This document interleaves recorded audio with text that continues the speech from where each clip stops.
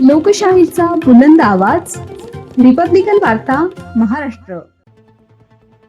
फुलंब्रीत वंचितचा नरेंदर कब मिलेगा सिलेंडर आंदोलन. सरकारचे लक्ष वेधण्यासाठी तहसील कार्यालयावर आंदोलन.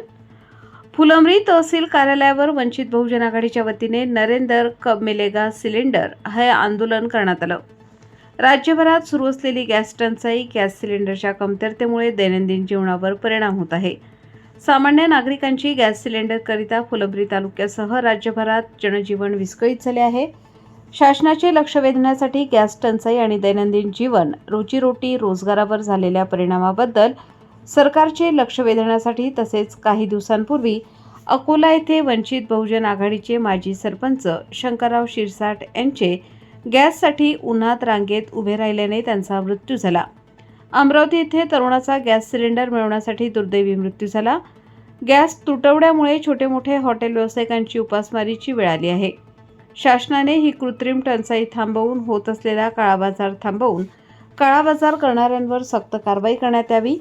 जिल्हाधिकारी यांनी जिल्ह्यांमध्ये उज्ज्वला गॅस योजनेअंतर्गत किती लोकांना गॅस सिलेंडर दिले आहे याचे ऑडिट करावे. अशा विविध मागण्यांसाठी वंचित बहुजन आघाडीच्या वतीने नरेंदर कब मिलेगा सिलेंडर आंदोलनाच्या माध्यमातून फुलंब्री तहसील यांच्यामार्फत शासनाला निवेदन देण्यात आले.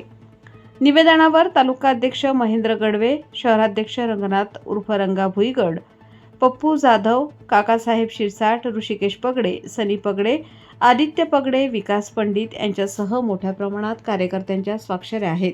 आज राज्यभर जे गॅस तुटवड्याचं जे संकट आलेलं आहे त्या माध्यमातून आज श्रद्धेय बाळासाहेब आंबेडकर यांच्या हाकेनुसार राज्यात ठिकठिकाणी हे आंदोलन आम्ही करत आहे आणि आम्ही सरकारला एकच सांगतो की आज बेरोजगारीचा प्रश्न, आज काही युवक हे बेरोजगार आहे आणि आज तुम्ही बघताय सर्वसामान्य आज हे लाईनमध्ये उभे गॅससाठी आणि आज सरकार एक झोपीचं सोंग घेत आहे आणि आम्ही वंचित बहुजन आघाडीच्या माध्यमातून.